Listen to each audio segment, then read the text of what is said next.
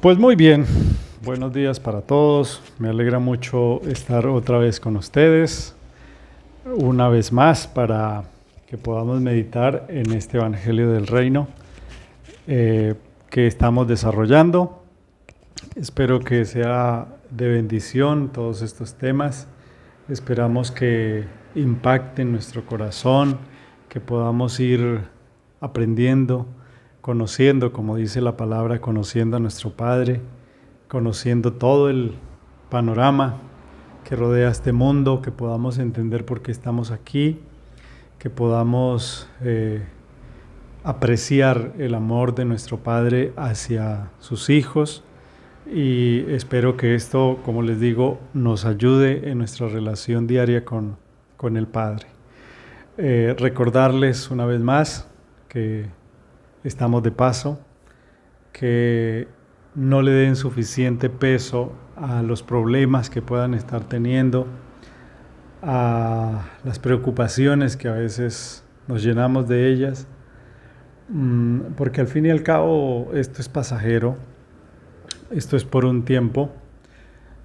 Siempre me ha llamado la atención algunas personas, ¿no?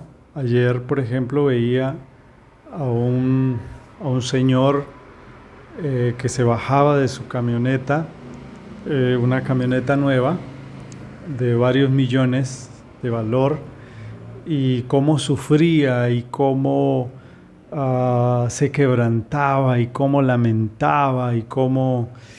O sea, le daba una trascendencia muy grande al hecho de que una moto había rayado, ¿cierto? Su camioneta. Y bueno, yo pensaba y decía, pero si ya debe tener este señor unos 75, 80 años, ya casi ni bajarse del carro puede, y a estas alturas estar pensando, amargándose la vida por una lata que se rayó. O sea, los seres humanos, ¿qué estamos pensando? ¿Qué es lo que nos imaginamos de esta vida? ¿Cuáles son las cuentas que hacemos? ¿Que vamos a estar aquí para siempre? ¿Que esto es lo único? ¿Que esto es lo más importante? ¿Que es imperenne? Pues estamos de paso. Estamos muriendo, de hecho ya estamos muriendo.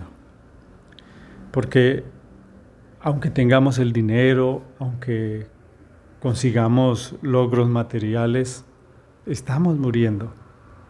Y eso es lo que debe estar aquí, en la mitad de nuestras cejas. El tiempo va pasando, ¿cierto? Y no es un día más, es un día menos.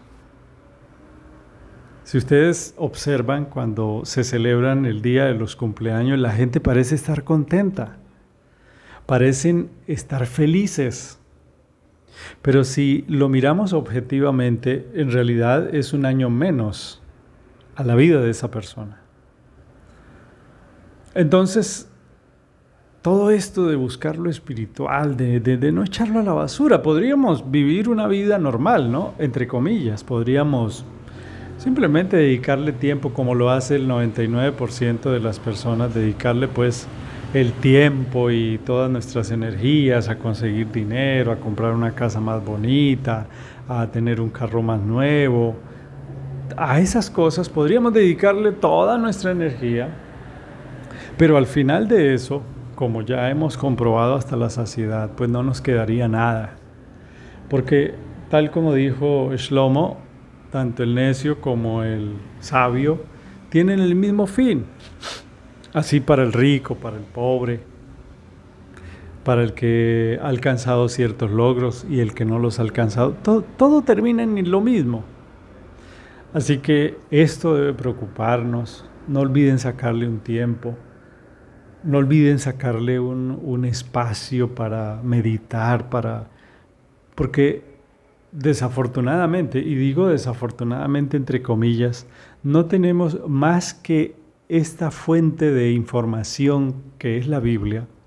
No tenemos otra. Solo está esta. Y allí parecen estar revelados los secretos de lo que estamos haciendo aquí.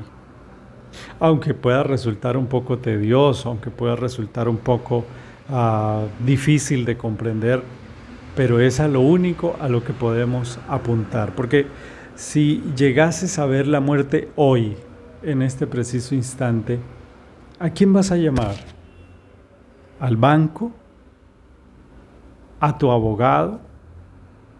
¿A tu médico? ¿Cuál es el número telefónico que vas a llamar?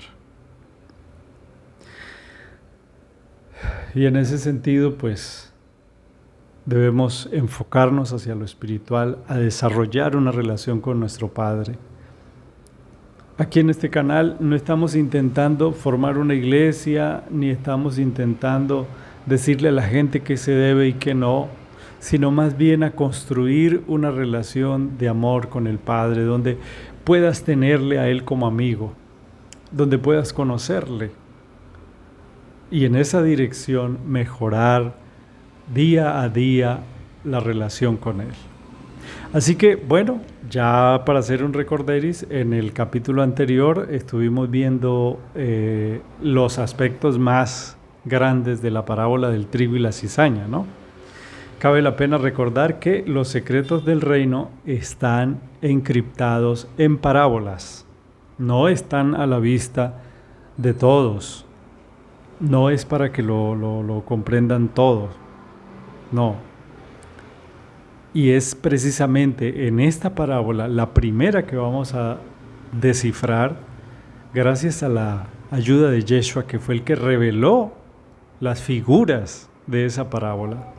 Vamos a entender todo el panorama bíblico para comprender las demás parábolas. Y en ese sentido estuvimos viendo que Adán y Eva, aunque existieron en un ambiente real,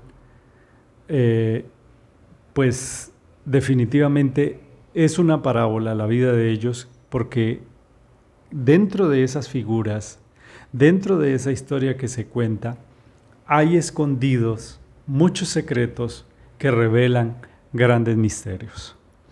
Así que, volviendo a la caída del hombre, cuando Eva come de la fruta prohibida, del fruto prohibido mejor, suceden cosas muy llamativas y espero compartirlas con ustedes. Y voy a empezar recordando el texto de Pablo, ¿no? De 2 de Corintios 11:1. Él empieza diciéndole a los hermanos de Corinto, ojalá me toleraran un poco de ¿qué? De locura. Y aquí quiero hacer una salvedad. Estos temas es para gente loca.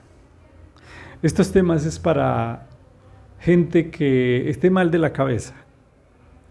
Gente que ha desviado su mirada de lo que debe ver para el mundo, de lo que deberían ver, y ha volteado su mirada hacia un lado donde casi nadie ve, que es lo espiritual.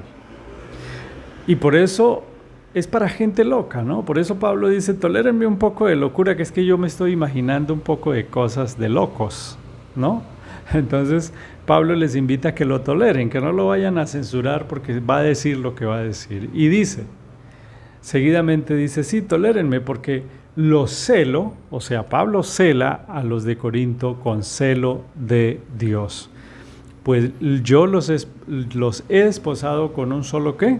Esposo, para presentarlos como una virgen pura a Yeshua. Pero temo, dice Pablo, que como la serpiente con su astucia sedujo a Eva, sus sentidos sean de alguna manera extraviados de la sincera fidelidad a Yeshua. Entonces, recuerden ustedes que haber comido de ese fruto les trajo unas consecuencias a Adán y Eva. Y una de esas consecuencias tuvo que ver directamente con los genitales. ¿Están notando la relación de ellos, la relación del pecado de ellos, ¿cierto? Y sus genitales. El texto dice que les dio pena o vergüenza. Tan pronto se comieron la fruta, se dieron cuenta de su desnudez. Sea lo que sea que hayan hecho, ese pecado se relacionó con vergüenza de sus genitales. Para mí hay una implicación de la parte genital de ellos con el propio pecado. Es decir, algo que ahora llamamos, bueno, lo llamamos conciencia, ¿no? Les hizo sentir culpabilidad y ellos relacionaron su pecado con sus genitales, la vergüenza de mostrarlo. Este sería, apreciados amigos, un fuerte indicio para ir descubriendo la verdad acerca de lo que realmente pasó en el jardín. Si el pecado que cometieron trajo como resultado que ellos sintieron vergüenza de mostrar sus genitales, es muy probable que dicho pecado tuviera que ver con un acto sexual. Hoy vamos a probar con la Biblia que lo que realmente pasó fue que Eva tuvo relaciones sexuales con el árbol, que en realidad, como ya hemos visto, pudo ser un ser, una persona. Entonces surge la pregunta, si fue una relación sexual, ¿quiere decir que Adán también tuvo relaciones sexuales con ese ser? Bueno, ya lo vamos a averiguar. Aunque cabe dejar claro que, a diferencia de Eva, Adán sabía lo que estaba haciendo, es decir, Adán no fue engañado. Y en mi humilde opinión personal, creo que Adán todo lo hizo por amor. Bueno, en ese hecho se esconde una verdad que más adelante revelaremos. Entonces, hay cosas, apreciados amigos, que no se ven en el sexo, pero que existen. De acuerdo a la Torá, si el esposo descubría, escuchen bien, hay muchas cosas que no se entienden a simple vista y hay que escudriñarlas, hay que profundizarlas. Hoy en día, en que las relaciones sexuales es como ir a comprar un pan a la tienda, realmente se ha perdido el concepto, el valor de la sexualidad. Pero si ustedes van a la Torá, la Torá muestra lo delicado, lo sublime y a la vez lo hermoso de la sexualidad. De acuerdo a la Torá, si el esposo descubría a su esposa en el acto del adulterio, debía denunciarla para que fuera apedreada. También, si el esposo sospechaba que su esposa había sido infiel con otro hombre, entonces debía llevarla al sacerdote y bueno, allí hacían un ritual y a ella se le daba a tomar una bebida, ¿cierto? Que contenía el nombre del Eterno, que si era cierto y si era culpable, ella moría de una manera dolorosa. Imagínense cuán serio es este tema de la sexualidad para el padre. Así que, siguiendo el patrón de la Torá, Adán había podido no comer del fruto y haberse librado del castigo, ¿no? Pero su esposa Eva no lo iba a hacer, no iba a ser liberada. Y pues recordemos que Adán no fue engañado, la que fue, digamos, engañada fue Eva. Y eso revelaría que si Adán comió del fruto, debió ser consciente de lo que hacía, ¿no? Él era consciente. Entonces, al descubrir que su esposa había tenido, hablemoslo claramente, sexo con otro, debió abstenerse de tocarla, pero el texto deja ver que él también participó a conciencia de aquel, entre comillas, fruto. Por eso es que el pecado de Adán fue, suponemos, no rechazar a Eva, no rechazar su pecado, sino participar de ese mismo pecado. Entonces, eso aludiendo al mismo hilo que conduce la Torá, ¿no? Y les decía que cuando leemos la interpretación que los discípulos, porque estoy basándome en la interpretación de Pablo, ¿no? Yo no me baso en mi interpretación, sino en lo que Pablo les está diciendo a los de Corinto. Los discípulos tienen su interpretación. Ellos enseñan que Adán representa a Yeshua, ¿no? También Pablo lo dice, no me lo estoy inventando yo. Y Eva representa a su pueblo. Al menos eso es lo que enseña Pablo en varios textos, como el que acabamos de leer, ¿no? Y regresando un poco al tema de la sexualidad, que se esconden grandes secretos espirituales, ¿no? Que ni imaginamos, pero que podemos ir descubriendo paulatinamente con el estudio. Más adelante vamos a tener un tema titulado Las bodas del Cordero, que vamos a poder dilucidar a carta cabal todo este tema de lo que significó el matrimonio de Adán y Eva y su posterior caída. Ahora yo pregunto, ¿antes de pecar estaban desnudos? ¿Sí o no? Claro que sí. Entonces, ¿qué fue lo que sintieron o pensaron, digámoslo mejor, para construir delantales de hoja de higuera? ¿Sintieron vergüenza de verse el pene y la vagina? Eso fue lo que sintieron. Entonces, ¿alguna vez te has preguntado por qué el pecado les hizo sentir vergüenza de verse sus partes íntimas? Pues indudablemente los genitales estuvieron metidos en el pecado, o al menos tuvieron relación. El Creador le dice a Adán, le hace una pregunta y le dice, ¿y quién te enseñó que estabas desnudo? ¿Has comido del fruto del árbol que te prohibí comer? El mismo Creador relaciona el sentir vergüenza de los genitales con el haber comido del árbol prohibido. Es decir, que el Creador también sabía que una vez comieran de ese fruto iban a sentir vergüenza de sus genitales. Y miren que todo conduce a pensar eso, porque luego les da una sentencia, o especialmente a Eva, y le dice, ahora tu deseo será para tu marido. Imagínense lo que le dice. Entonces noten cómo el padre en su sentencia también relaciona la sexualidad con este pecado, con esta caída. Le dice, ahora tu deseo, hablando del deseo sexual, será para tu marido y él señoreará sobre ti, ¿no? Noten bien, si ustedes quieren saber de dónde salió el machismo, pues aquí hay una explicación. Y bueno, yo acepto y entiendo que esto pueda sonar estrafalario o muy, muy extraño. Y realmente ustedes no lo van a escuchar en ningún otro canal, en ninguna otra parte, pues porque son cosas muy, llamémoslas escandalosas, ¿no? Para una teología que viven por allá en las nubes y no ven que lo espiritual es más real de lo que se imaginan, y lo espiritual siempre aterriza aquí en lo material, en esta realidad donde estamos. Entonces, prepárense, solo es el abrebocas y vamos a seguir estudiando muchas más otras cosas. Entonces, ¿por qué el Padre le decía eso en ese momento a Adán o sobre todo a Eva? ¿Qué relación tenía eso con el pecado que habían cometido? Si tú le dices a tu hijo, no puedes comer más chocolates de la nevera, y luego te das cuenta que el niño tomó esos chocolates y los comió, pregunta, ¿en base a qué va a ser el regaño? ¿En base a qué va a ser la reprensión? ¿A qué va a ser? Pues a los chocolates. Es evidente. Si lo regañas, el regaño será o va a tener relación con los chocolates.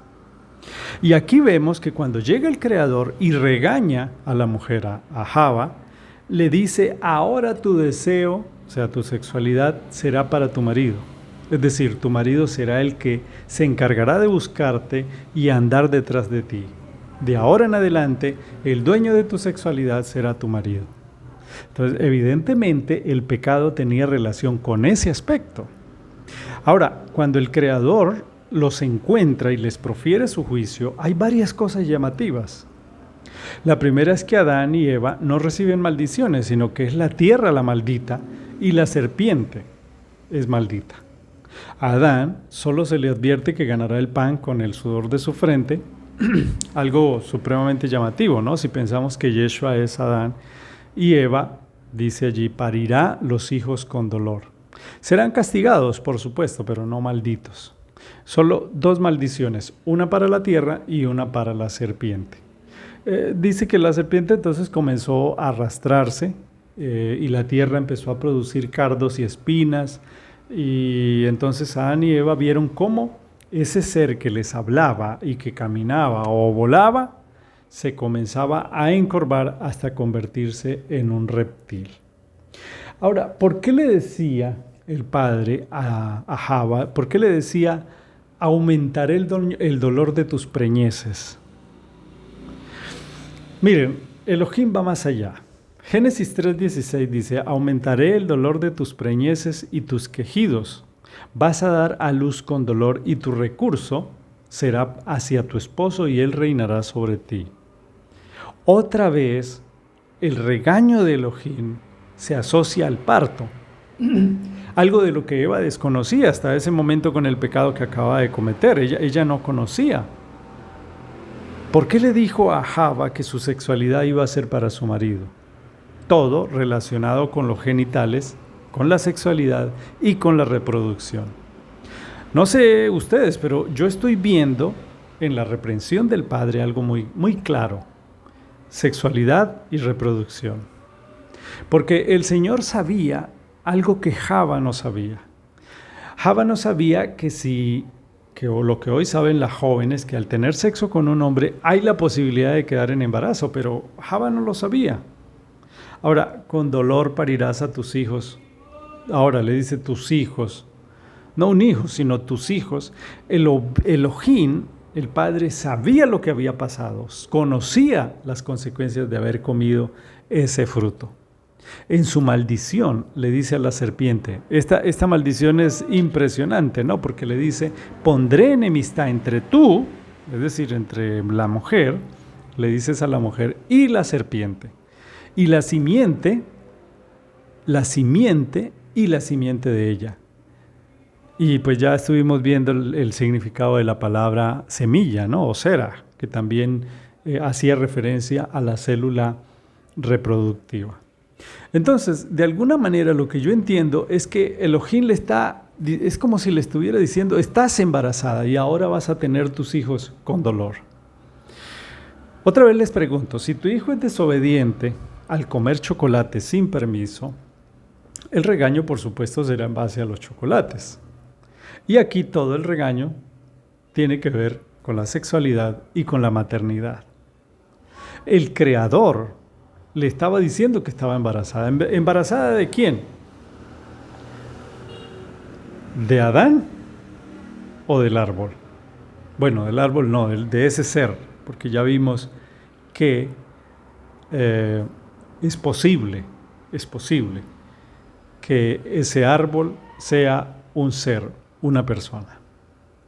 Y quiero que imaginen por un momento algo más loco. Nadie se ha metido en estos temas porque en el cristianismo uno vive con muchas dudas, con muchos vacíos, con muchas lagunas. Y simplemente uno ignora esas lagunas, esas dudas, las ignora y sigue adelante y prefiere no gastarle tiempo a eso. Pero aquí en este canal le vamos a gastar el tiempo. No importa si nos equivocamos. Puede que yo, videos más adelante, tenga que decir, amigos, qué pena, discúlpenme, pensé que esto era así, pero era de esta manera. Lo siento. Yo no voy a tener problema con la reversa, con echarme para atrás. Pero intentaré buscar la verdad, porque es lo que el Padre pone en mi corazón. Si la situación es que yo tenga que arrepentirme por algo que dije, pues lo voy a hacer. Pero aquí quiero que despejen su mente y se imaginen una posibilidad que luego yo voy a poder comprobar con la Biblia, ¿no? Y la posibilidad es, algo que se me ocurre, es si Eva pudo haber quedado embarazada tanto de Adán como de el árbol o de ese ser, ¿no? Que ya por la lectura de Ezequiel 38 nos dimos cuenta que ese árbol es un demonio, es un ángel caído. ¿Está bien? Entonces, yo solo les pido que abran la mente, porque todos estos temas hay que abordarlos, todos estos temas hay que cuestionarlos, y todo lo que nos da a pensar el texto es a eso. Ahora, ¿qué pasaría si de alguna manera pensáramos que Eva pudo haber quedado embarazada tanto de ese árbol o de ese ser y de su esposo Adán. Y les voy a contar algunas historias que esto no es muy conocido en la internet, no es muy conocido en las noticias, pero existe. Se cuenta de una mujer prostituta francesa que quedó embarazada de 2 hombres distintos y tuvo sus mellizos. Después de un tiempo, ella misma reveló que había estado con 2 clientes, uno era japonés y el otro era moreno. Y así fue como pudo concebir bebés con estos rasgos. También se cuenta que en Tucson, Arizona, un hombre demandó a su esposa porque solo uno de sus hijos era suyo y el otro no. Y también la mujer admitió en el juicio haber tenido relaciones con otro hombre. Entonces, ocurrieron esos embarazos dobles de 2, digamos que de 2 semen diferentes. Entonces, una mujer blanca y su esposo, cuya genética era blanca, tuvieron 2 hijos, uno blanco y uno negro. Igual luego ella admitió que había estado con una persona de color.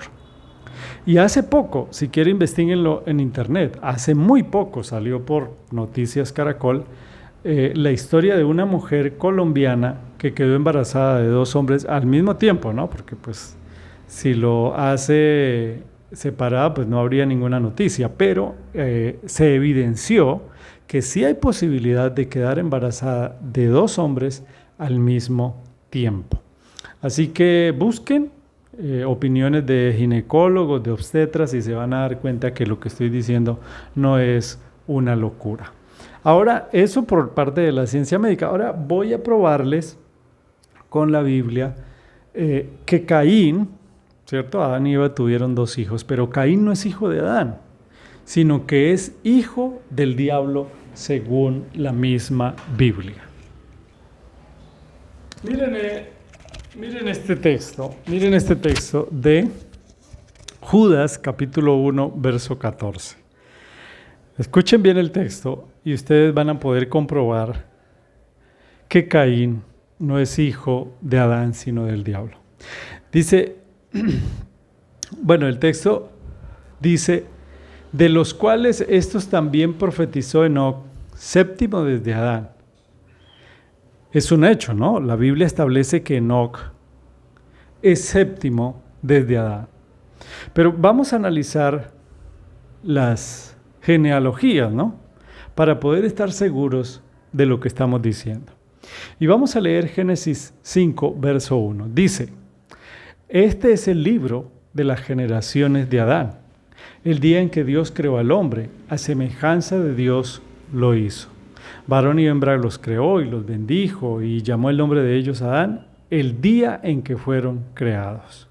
Y vivió Adán 130 años y engendró un hijo a su semejanza, conforme a su imagen, y llamó su nombre Shet.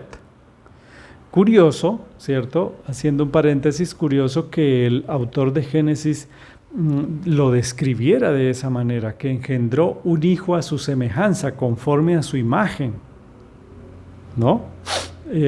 Y finalmente dice, y fueron los días de Adán después que engendró a Shet 800 años y engendró hijos e hijas, luego tuvo a Enos, luego tuvo a Cainán, luego tuvo a Mahalalel, luego a Jared y por último a Enoc, ¿no?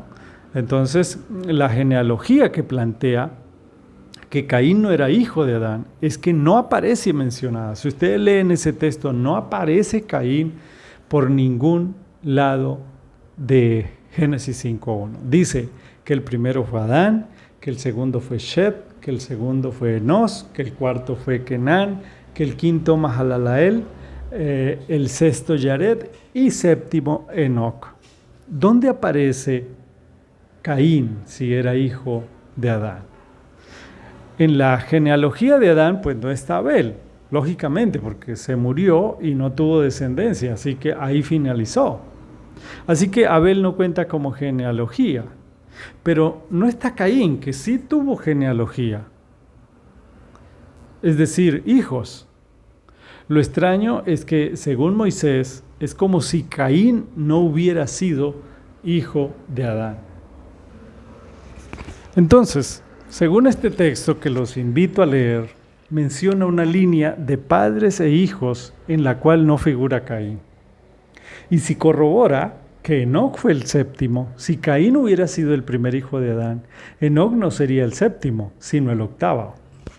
En Génesis 5:3 está el texto donde dice que engendró a Adán un hijo a semejanza a su imagen y llamó su nombre Shed.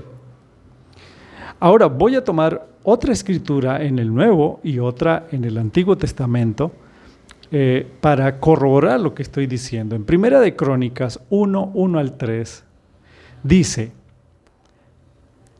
los descendientes de Adán son estos: Adán, Shed, Enos, Cainán, Mahalalel, Jared, Enoc, Matusalén, Lamec, Noé. No sé si estas pruebas no sean contundentes. Caín no es el hijo de Adán, pero hay más. Lucas 3:37, aquí solo que en cuenta regresiva, refiriéndose a los descendientes de Yeshua, dice: de Matusalén, de Enoc, de Jared, de Mahalalel, de Cainán, de Enoc, de Shed, de Adán, de Elohim. ¿Lo notan? En esta cuenta regresiva tampoco aparece Caín como hijo de Adán. Porque Caín no es hijo de Adán, sino es hijo de Satanás. Y eso lo corrobora 1 de Juan 3:12. No debemos ser como Caín, que era hijo del diablo. Es clara. Y yo sé, puede que tengas dificultad para entender esto, pero el Creador nos irá mostrando a medida que vayamos estudiando y el conocimiento irá aumentando. Y vamos a dedicar un capítulo más específicamente a este tema, porque la verdad es que la Biblia es un libro que está enfocado principalmente en este tema, el tema de la simiente.